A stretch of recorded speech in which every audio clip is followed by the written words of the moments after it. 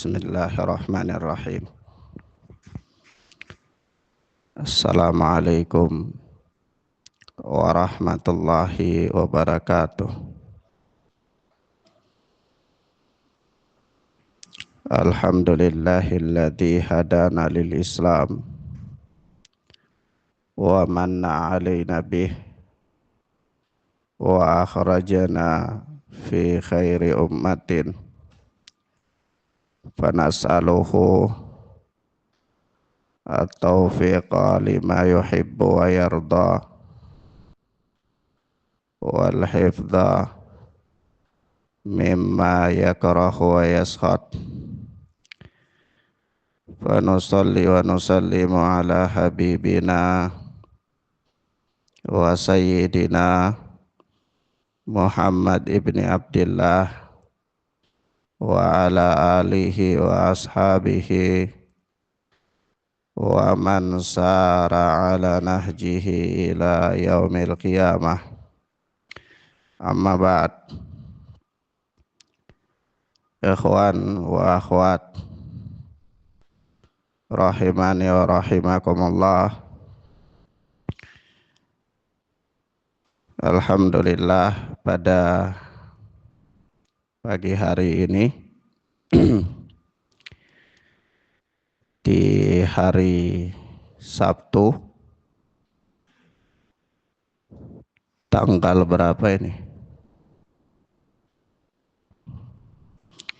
23 November ya, bulan Hijriahnya.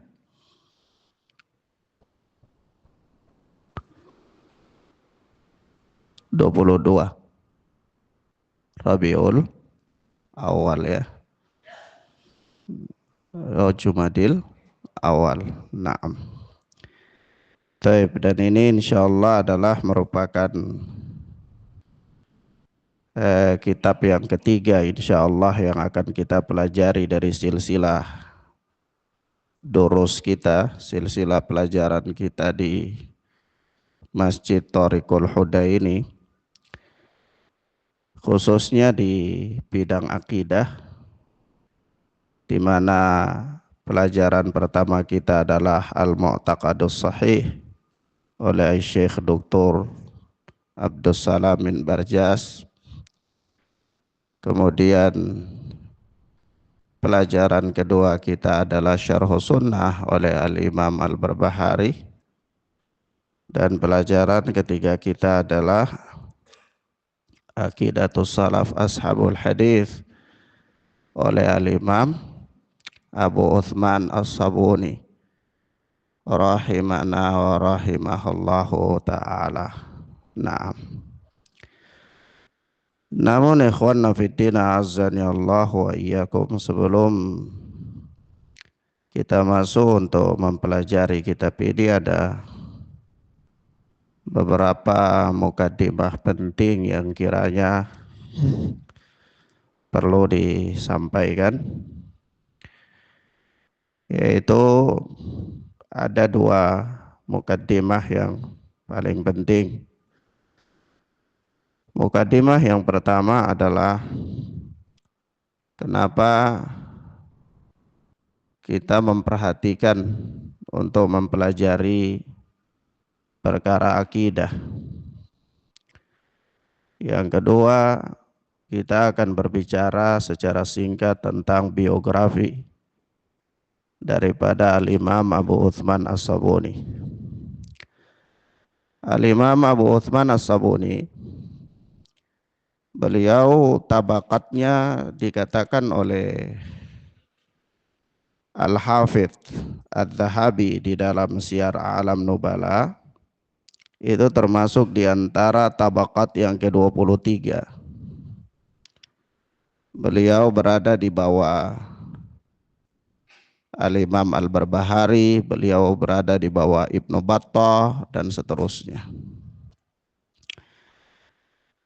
Nah, kalau kita lihat para imam dari kalangan para salafun as-salih, mereka banyak membicarakan permasalahan akidah. Bahkan mereka mempunyai tulisan-tulisan khusus yang berbicara tentang akidah. Maka pertanyaannya, kenapa begitu penting mereka memperhatikan pembahasan akidah? Pertama, kita katakan bahwa pembenahan terhadap akidah merupakan asas dasar agama Islam. Pembenahan terhadap akidah merupakan apa? Asas dasar Islam. Dengan kata lain, bahwa akidah merupakan dasar atau pondasi seluruh amal ibadah yang dilakukan oleh seorang muslim. Yang dikatakan tanpa pembenahan akidah, maka amal itu tidak berguna.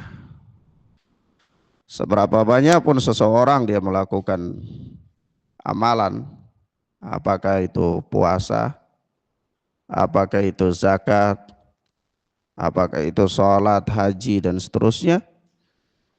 Tapi ketika dibangun di atas akidah yang semrautan, akidah yang kacau balau, maka tidaklah bermanfaat amalan yang dia kerjakan tersebut. Allah tabaraka wa ta'ala berfirman, wa qadimna ila ma'amalu min amalin faja'alnahu haba'an manthura. Kami hadapi amalan-amalan yang mereka lakukan itu, lalu kami jadikan dia bagaikan debu yang berterbangan, tidak berguna, sia-sia. Nah, begitu pula Allah tabaraka wa ta'ala berfirman, walau asyraku la habita minhum ma kanu ya'malun. Kalau mereka terjatuh dalam kesyirikan, maka gugurlah apa yang telah mereka lakukan. Habislah apa yang telah mereka lakukan itu. Begitu pula Allah Azza wa Jalla mengatakan, man yusyrik billah faqad harramallahu alaihil jannah. Barang siapa yang berbuat syirik kepada Allah tabaraka wa ta'ala, maka Allah Azza wa Jalla haramkan baginya adalah surga. Sebab itu suatu ketika sahabat yang mulia Ibnu Umar radhiyallahu taala anhuma dalam rangka mengingkari qadariyah, itu beliau pernah berkata, sebagaimana dikeluarkan oleh Al-Imam Muslim di dalam sahihnya, seandainya mereka mempunyai emas sebesar gunung Uhud, lalu mereka infakkan di jalan Allah, niscaya Allah Azza wa Jalla tidak akan menerima infak mereka itu sampai mereka beriman terhadap takdir Allah Azza wa Jalla. Sampai mereka beriman terhadap takdir Allah Azza wa Jalla. Artinya, nas-nas ini dan yang semisal dengannya terlalu banyak sekali kalau kita sebutkan satu persatu, menunjukkan kepada kita bahwa amal ibadah apapun yang tidak dibangun di atas pondasi akidah yang benar, apakah itu dia mengingkari salah satu daripada rukun Islam, rukun iman, takdir misalnya, atau hari kiamat misalnya, atau bahkan mungkin dia terjatuh dalam kesyirikan, maka tidaklah bermanfaat amal ibadah yang dia lakukan itu. Seberapa banyak pun amal yang dia lakukan. Bahkan Ibnu Umar mengingkari dengan tegas, mengatakan seandainya orang-orang Qadariyah itu mempunyai emas satu gunung Uhud, lalu dia infakkan di jalan Allah, niscaya tidak akan diterima oleh Allah sampai mereka beriman terhadap takdir Allah Azza wa Jalla. Yang kedua, kita katakan bahwa akidah merupakan kewajiban pertama dan terakhir setiap muslim. Akidah itu merupakan kewajiban pertama dan terakhir setiap muslim. Jadi seorang muslim itu kewajiban yang paling pertama baginya adalah akidah. Dan kewajiban terakhirnya juga akidah. Artinya apa? Artinya Allah Subhanahu wa ta'ala mewajibkan setiap muslim untuk menjadi seorang muslim itu adalah dengan akidah. Maka tidaklah diragukan lagi bahwa ketika seorang dia telah mengucapkan 2 kalimat syahadat, lalu dia mengimani rukun iman dengan benar, maka dia dikatakan seorang muslim, mukmin, walaupun dia mengucapkannya itu ketika dia masih kecil, maka dia sudah dewasa, dia tidak perlu mengulanginya lagi. Dan ketika di akhir hayatnya, dia juga dituntut untuk mati dalam keadaan akidahnya benar.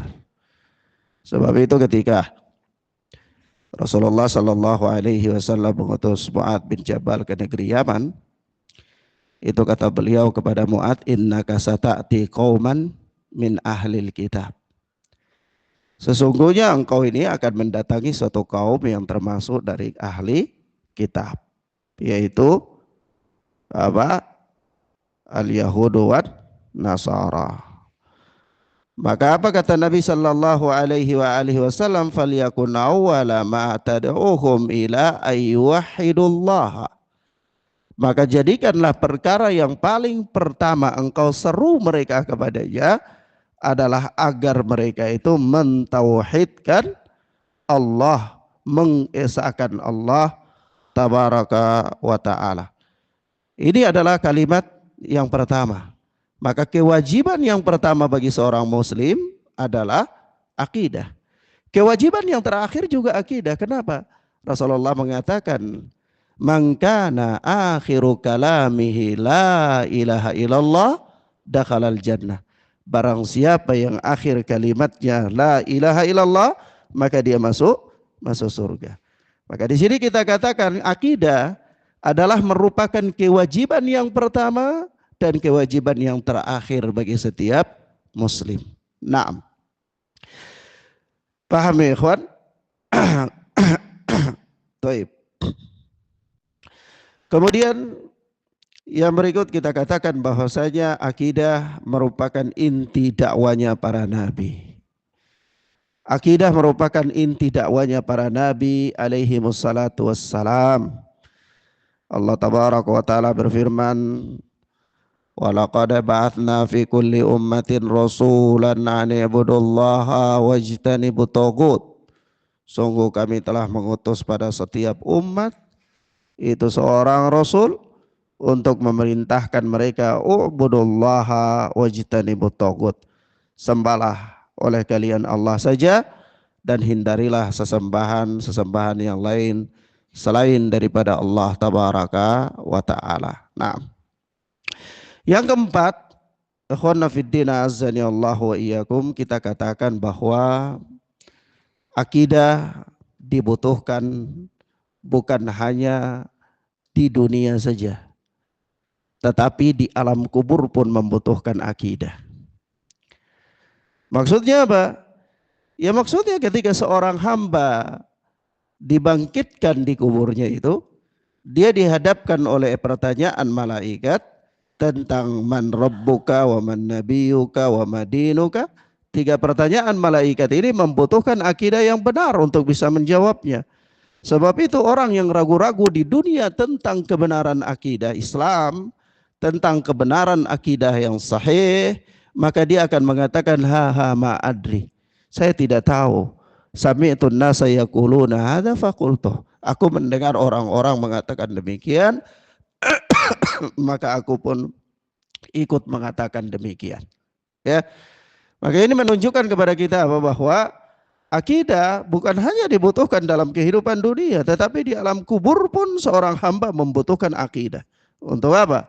Untuk dia bisa menjawab pertanyaan malaikat. Naam. Dan tentang pertanyaan di alam kubur ini dinamakan apa? Fitnah kubur. Fitnah kubur itu disepakati oleh para ulama, para salaf maupun para khalaf. Kecuali orang-orang yang menyelisihinya seperti Bishr al-Marisi dan para pengikutnya dari kalangan Mu'tazilah. Mereka apa? Mengingkari adanya apa? Fitnah kubur.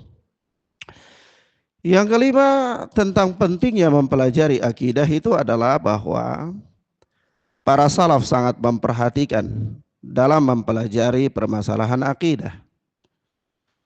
Banyak kitab-kitab akidah yang ditulis oleh mereka.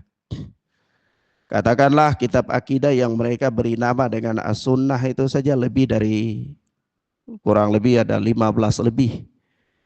As-Sunnah yang ditulis oleh anaknya Imam Ahmad, As-Sunnah yang ditulis oleh Abu Daud As-Sijistani, penulis kitab Sunan, ya, dan seterusnya. Belum lagi kitab-kitab akidah yang diberi nama dengan Asy-Syariah, belum lagi diberi nama dengan Al-Iman, ya. Banyak sekali kitab-kitab akidah yang ditulis oleh para ulama. Nah, ini menunjukkan kepada kita bahwa apa? Mereka mempunyai perhatian yang sangat serius untuk mempelajari permasalahan akidah. Sampai-sampai terjadi di kalangan para sahabat, yaitu ada suatu kisah yang diriwayatkan oleh Al-Imam Ibnu Majah di dalam sunannya, bahwa sahabat yang mulia Jundub bin Abdillah, beliau berkata, kunna ma'an Nabi sallallahu alaihi wasallam wa nahnu fityanun hazawirah fata'allamna al-iman qabla an nata'allama al-Qur'an thumma ta'allamna al-Qur'ana fazdadna bihi imanan. Kata Jundub bin Abdillah, dulu kami bersama Nabi sallallahu alaihi wasallam. Sementara ketika itu kami adalah anak-anak kecil yang beranjak dewasa. Kami diajari tentang iman sebelum diajari Al-Quran. Kami diajari tentang iman sebelum diajari apa? Al-Quran. Kemudian setelah itu, setelah kami diajari iman, baru ta'allamna Al-Quran. Kami belajar Al-Quran. Nah, ketika kami sudah tahu iman, kami belajar Al-Quran, apa yang terjadi? Faznadna bihi imanan. Maka bertambahlah dengan itu keimanan kami. Tambah kuatlah iman kami. Maka akhunna fiddin azani Allah wa iyyakum. Ini satu bukti yang menunjukkan kepada kita bahwa bukan hanya terjadi di kalangan para salaf, ya, dalam kalangan deretan para ulama setelah para sahabat, tetapi terjadi di kalangan para sahabat ridwanullahi alaihim ajmain, sebagaimana yang terdapat di dalam riwayat Ibnu Majah di sini, bahwa Jundub bin Abdillah radhiyallahu taala anhu pernah berkata tentang skala prioritas bagi mereka dalam belajar. Skala apa? Prioritas bagi mereka dalam belajar. Apa kata beliau? Jelas kata beliau, kunna ma'an Nabi sallallahu alaihi wasallam wa nahnu fityanun hazawirah. Kami dulu bersama dengan Nabi sallallahu alaihi wasallam, sementara ketika itu kami anak-anak yang baru mau beranjak dewasa. Maka fata'allamnal iman qabla an nata'allamal Qur'an. Kami diajari tentang iman sebelum kami mempelajari Al-Quran. Setelah kami pelajari Al-Quran, thumma ta'allamna Al-Quran. Setelah kami mempelajari iman, baru kemudian kami mempelajari Al-Quran. Setelah kami pelajari Al-Quran, dan dalam kondisi kami sudah juga mempelajari iman, fazdadna bihi imanan. Maka semakin kuat bertambah keimanan kami. Nah, jadi prioritasnya para salaf itu mereka sangat memperhatikan permasalahan akidah, karena betapa penting dan betapa urgennya permasalahan akidah. Kemudian yang berikutnya, yang keenam adalah bahwa dengan akidah Islam, akidah yang benar, itu dia mempersatukan umat. Mempersatukan umat. Sebagaimana kita lihat bahwa sejarah membuktikan, ya, di zaman awal-awal Islam, itu di kota Madinah yang waktu itu masih bernama Yathrib, ya, itu hidup di sana kabilah-kabilah dari bangsa Arab. Ada kabilah yang paling mendominan, yaitu Khazraj dan Aus. Nah, kabilah ini terjadi pertengkaran di antara mereka sudah beratus-ratus tahun lamanya. Berperang, selalu berperang. Adanya permusuhan dan kebencian yang begitu mendalam di hati kedua kabilah ini. Maka datanglah para sahabat yang waktu itu telah menerima Islam dari Nabi, datang ke kota Madinah ini, mempersiapkan kondisi sedemikian rupa sehingga hijrahlah kaum muslimin ke sana, dan Rasulullah sallallahu alaihi wasallam pun hijrah ke sana. Maka permusuhan di antara Khazraj dan Aus itu hilang dengan sendirinya. Ya, Allah tabaraka wa taala mengatakan, wadhkuru ni'matallahi 'alaikum id kuntum a'da'a fa'alafa baina qulubikum fa asbahtum bi ni'matihi ikhwana. Ingatlah kalian terhadap nikmat yang Allah berikan kepada kalian yang dulunya kalian itu berada dalam keadaan bermusuh-musuhan. Lalu dengan nikmat Islam itu kalian menjadi saudara. Kuntum ala safa hufratin minan nar fa anqadhahu minhum. Yang dulunya kalian itu berada dalam di tepi jurang neraka, lalu Allah menyelamatkan kalian darinya. Perhatikan ayat yang mulia ini bahwa Allah Subhanahu wa taala mengatakan kepada kita dan kepada para sahabat ketika itu, dan umumnya kepada kita, bahwa ketika dulunya kaum muslimin itu sebelum Islam mereka berada dalam fanatisme golongan, fanatisme kesukuan, bahkan bukan 1-2 tahun perselisihan di antara mereka.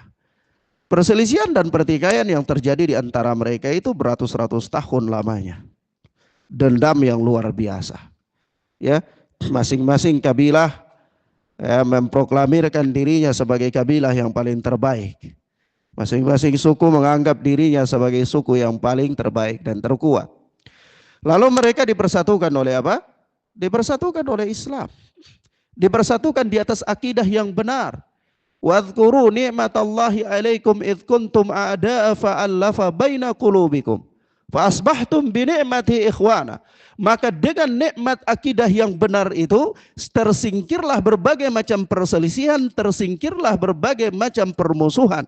Mereka bersatu di atas akidah yang benar, sampai coba antum bayangkan ya ikhwan, ada sahabat yang dia punya beberapa orang istri, dia nekat menawarkan istrinya kepada sahabatnya yang lain, kalau engkau mau saya ceraikan dan engkau nikahi mereka. Subhanallah. Artinya apa? Mereka benar-benar persaudaraan yang terjadi di antara mereka, bukan hanya memberikan hartanya, bukan hanya memberikan bendanya, bahkan mereka mempersiapkan harta termahal mereka untuk menyokong saudaranya. Saudara apa? Bukan saudara senasab yang terjadi di antara mereka, tapi saudara imaniyah, ukhuwah islamiyah. Maka itu apa? Kenapa mereka bisa demikian? Karena mereka berdiri di atas akidah yang sahihah. Dan inilah hakikatnya persatuan. Hakikatnya persatuan adalah bersatu di atas akidah yang sahihah. Maka kita katakan ya ikhwanna fiddin azzani Allah wa iyyakum, bahwa di antara perkara pentingnya mempelajari akidah itu adalah di atas akidah yang benar itu bersatulah umat manusia, terkhususnya kaum muslimin, tersingkirlah dari mereka berbagai macam perselisihan dan perpecahan. Tersingkirlah dari mereka berbagai macam perselisihan dan perpecahan, pertikaian, permusuhan, dan seterusnya. Dan itulah sebenar-benarnya persahabatan. Karena Allah tabaraka wa ta'ala telah mempersatukan kaum mukminin di atas akidah yang sahihah. Di atas akidah yang sahihah. Naam. Demikian akhwanna fiddin azani Allah wa iyyakum. Ini mukadimah yang pertama. Mukadimah yang pertama adalah tentang pentingnya mempelajari akidah. Dan pentingnya mempelajari akidah ini harus diulang-ulang. Harus diulang-ulang. Maka saya sarankan kepada madrasah-madrasah ya, TK-TK, Raudatul Atfal ya, madrasah-madrasah halaqah-halaqah Quran, maka sisipkanlah kurikulum tentang akidah sesuai dengan umur dan usia mereka, ya. Bahkan pertanyaan alam kubur, tiga pertanyaan alam kubur itu menjadi asas paling mendasar di dalam kitab Thalathatul Usul oleh Syekh Muhammad bin Abdul Wahhab, ya.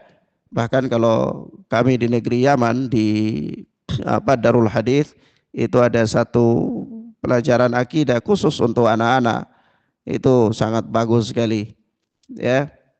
Maka susupkanlah pelajaran akidah pada madrasah-madrasah, pada TK-TK, ya, pada halaqah-halaqah Quran, di samping mereka mempelajari Al-Quran, ya. Nah, kita lihat banyak orang sekarang pandai menghafal Al-Quran tetapi akidahnya semrautan, akidahnya kacau balau, ya. Maka ini juga adalah musibah, ya. Karena yang paling penting dan yang paling utama menjadi pokok bagi kita adalah selamatnya akidah. Nah, tidak ada manfaatnya seorang dia membangun amal ibadah yang begitu banyak, tapi dia membangunnya di atas pondasi yang rapuh. Dia membangunnya di atas akidah yang rusak, karena amalan-amalan yang dia lakukan itu tidak berfaedah di sisi Allah Subhanahu wa taala. Taib. Demikian akhwana fiddin azani Allah wa ikum. Pelajaran pada hari ini satu mukaddimah saja. Ya, tadarruj. Sedikit demi sedikit, jangan banyak-banyak, sesuai dengan kondisi, ya. Wallahu taala alam bisawab. Walaupun sedikit yang penting ada, ya. Daripada kosong sama sekali. Mendingan punya istri daripada enggak punya istri. Bang Yadi jangan tersinggung, ya. Nah, wallahu alam bisawab. Subhanakallahumma bihamdika asyhadu an la ilaha illa anta astaghfiruka wa atubu ilaik. Naam. Wassalamualaikum warahmatullahi wabarakatuh.